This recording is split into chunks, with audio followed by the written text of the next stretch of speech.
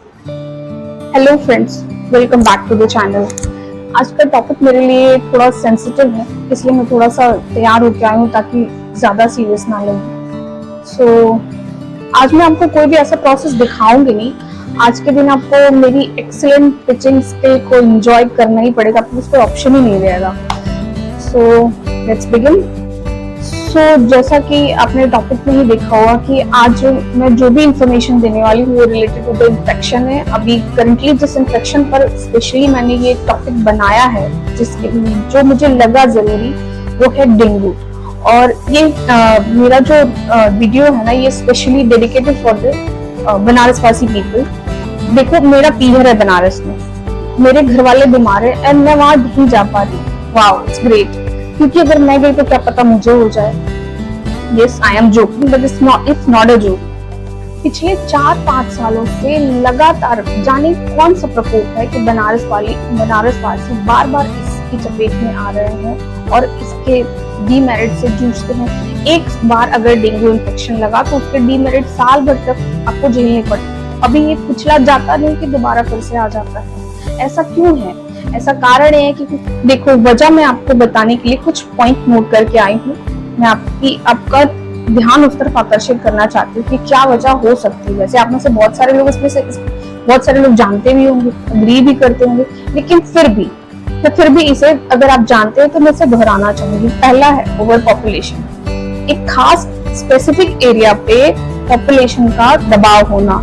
सबको एक ही जगह रहना है, कुछ संसाधन की वजह से, पढ़ाई लिखाई की वजह से, स्कूल कॉलेजेस की वजह से, कारण जो भी हो, लेकिन दबाव बढ़ रहा है बहुत ज्यादा। दूसरा है संसाधनों की कमी, यानी अगर इतना सारा जो आबादी पहले से रह रही थी उसके हिसाब से संसाधन की आपूर्ति हो रही थी, लेकिन जो नए लोग जुड़ते जा रहे हैं उन लोगों के हिसाब से शायद अभी उसको वो पूर्ति करने में थोड़ा वक्त लगेगा। यानी और फिर तीसरा सबसे बड़ा कारण, अगर हम इतने सारे घर जुड़ते जा रहे हैं, तो लोग बढ़ते जा रहे हैं, तो उनके घर का कचरा, नालियों पर दबाव, यानी कचरे का उचित निस्तारण नहीं होना। एक बिरादरी ऐसी है, आई टोल्ड यू, वो इतने हाइजीन कॉन्शियस लोग हैं ना, मैंने अपनी आंखों से देखा है। वो अपने घर का कचरा ना घर में रहने देंगे और ना बाहर में, नालियों में ठूस के वो उसका तर्पण कर देना है। और ये महान लोग, मतलब इनको क्या ही कहे, कैसे समझाएं, उन्हें ये नहीं समझ में आता कि उनकी इस आदत की वजह से नालियों से उनका घर का कचरा और पूरी की पूरी नाली भी एक वक्त आएगा कि उनके घर में पहुंच जाएगा, और जाने फिर ये कहां से सफाई करेंगे। लेकिन खैर, अगर उन्हें नहीं समझा सकते तो उनके लिए छोड़ देते हैं। कुछ लोग माफी के काबिल होते हैं, उन्हें माफ कर देने में ही भलाई है। लेकिन प्लीज, अगर आप समझ सके तो समझे, ये बहुत बड़ी परेशानी आप अपने लिए मोल ले रहे हैं, क्योंकि जितना ज्यादा कचरा, उतना ज्यादा गंदगी, उतने ज्यादा बैक्टीरिया और वायरस, और उतने ज्यादा सफरिंग आप। इससे सफर सिर्फ आप करने वाले हैं। समझ रहे हैं आप इस बात को? ऐसा कुछ भी करने से पहले प्लीज थोड़ा सोच समझ के, मेरे हाथ जोड़ के विनती है आप लोगों से, थोड़ा ध्यान रखा कीजिए। थोड़ा सा दूर का सोचेंगे ना, इतनी मेहनत नहीं लगती है। सो लेट्स मूव टू निवारण। अब हम निवारण पे चलते हैं। और मैं आपको एक चीज बताऊं, निवारण के तौर पे जितना मैंने देखा है ना, बड़ी ये सैनिटाइजर जाने क्या बला है। मतलब लोग घर को, मोहल्ले को, कस्बे को सैनिटाइज किए जा रहे हैं। वो पता नहीं क्या जहरीली गैस है, मतलब चारों तरफ बिल्कुल फैलाए जा रहे हो, और पता नहीं उससे क्या सैनिटाइज हो रहा है। I don't understand. तो अगर इतना ही हम साफ सुथरा इन केमिकल्स के छिड़काव से अगर हो रहा है, तो प्रॉब्लम्स अब दिनों दिन बढ़ क्यों रही है? उसका तो रेशो कम होना चाहिए, धीरे धीरे घटना चाहिए, जब आप इतना ही डी-इन्फेक्टिव अपने एरियाज को कर रहे हैं। जितना मैं कंक्लूजन पे पहुंची हूँ ना, उससे मैं एक चीज दावे के साथ कह सकती हूँ कि ये जो भी सैनिटाइजर और पता नहीं क्या क्या है, जो भी जिसका भी आप छिड़काव कर रहे हैं ना, ये उन जो भी बैक्टीरिया है, वायरस है, मच्छर है, उनको एम्पावर कर रहा है, और आपको वो ओवर पावर कर रहा है, और ये आपको ये चीजें वीक बना रही है। समझ रहे हैं आप?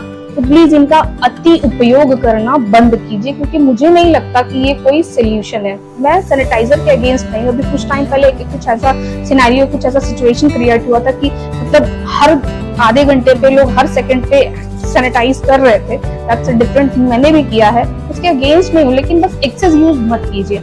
और इसके अलावा आप जो मैं आपको बताने जा रही हूँ ना, जो कि नेचुरल सैनिटाइजर, जो लिटरली आपको आपके घर को साफ सुथरा करेगा, आपके इम्यून को मजबूत करेगा, और ये आज का नहीं, ये बहुत एंशिएंट टाइम से चला आ रहा है। हमारे घर में आप जाके पूछो, मैं जिसके बारे में आपको इंट्रोड्यूस कराऊंगी ना, घर वाले बहुत अच्छे से जानते होंगे, बस हमने उसका यूजेस बंद कर दिया है। ठीक वैसे ही जैसे हम अपनी पुरानी चीजों को ना किसी म्यूजियम में रख दिया जाता है, जिसके बाद टिकट लगा के, टिकट खरीद के हम जाते हैं उसे देखने और वाह वाह करते हैं, वाह क्या कमाल की चीज, पुराने जमाने की चीज देख के आए हैं। वो हमारे घर में भी है, उसका इस्तेमाल करने की जरूरत है। और आयुर्वेदा वही है, वही पुरानी कोई चीज जिसको हमने म्यूजियम में रख दिया है, हमें इसको फिर से अपनी लाइफ के साथ जोड़ने की जरूरत है। And this is the solution. See I must tell you कि आयुर्वेदा इज अ लाइफस्टाइल। वो कोई डिसीज का उपाय है या नहीं है, मतलब प्रॉब्लम सॉर्ट होती है, बड़ी बीमारियां से ठीक होती है नहीं होती है, it's a very wider debate talk thing.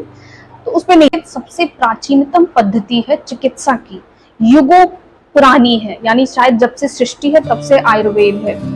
अब उस विधा को अपने लिए चुनिए, केमिकल छोड़िए, नेचुरल की तरफ बढ़िए, वरना चीजें बहुत विकृत और विकराल रूप धारण कर लेंगी और हमारे कंट्रोल से सब बाहर हो जाएगा। And so now comes to the natural sanitizer. So let me introduce. First and key ingredient is लोबान। आप घर में अपने पूछना, अपने घर की किसी एल्डर लेडी से, ग्रैंडपा से भी पूछेंगे तो वो भी आपको बता ही देंगे, या उनसे भी नीचे की जनरेशन आपको बता देगी कि ये लोबान क्या चीज है। अब जानते हैं हमारे टाइम में जब प्रसूता यानी जो कोई माँ नवजात शिशु को जन्म देती है, उसको सुरक्षित करने के लिए, यहाँ तक कि पैरानॉर्मल चीजों से, उनका बिलीफ है कि ये पैरानॉर्मल चीजों से यानी जो भी नेगेटिव एलिमेंट हैं उससे भी ये उनको सेफ रखता है। तो मतलब समझ सकते हैं ये कितना ताकतवर चीज है। गोबर के उपले, बनारस वालों ये मत कहना कि आप गोबर के उपलों से अनजान हो या आप ये चीजें अरेंज नहीं कर सकते, आप कर सकते हैं और आप करिएगा, ठीक है। तीसरा, एक मिट्टी का पात्र जिसमें आपको ये जलाना है। जी हाँ, इससे स्मोक, मतलब ये क्या कहते हैं उसको, ये धुआं करने के लिए धुआं किया, आपको धुआं करना है, वही धुआं जो आप सैनिटाइजर में करते ना, आपको ये नेचुरल धुआं अपने पूरे घर में, आंगन में, चौबारे में, पिछवाड़े में, जहां जहां आप करते बनिए ना, प्लीज कीजिए, ये वही है। थोड़ा सा देसी घी अगर आप डाल सके, क्योंकि जिस चीज से आप आग जलाएंगे ना वो ही आप उसका भी स्मोक फैलेगा।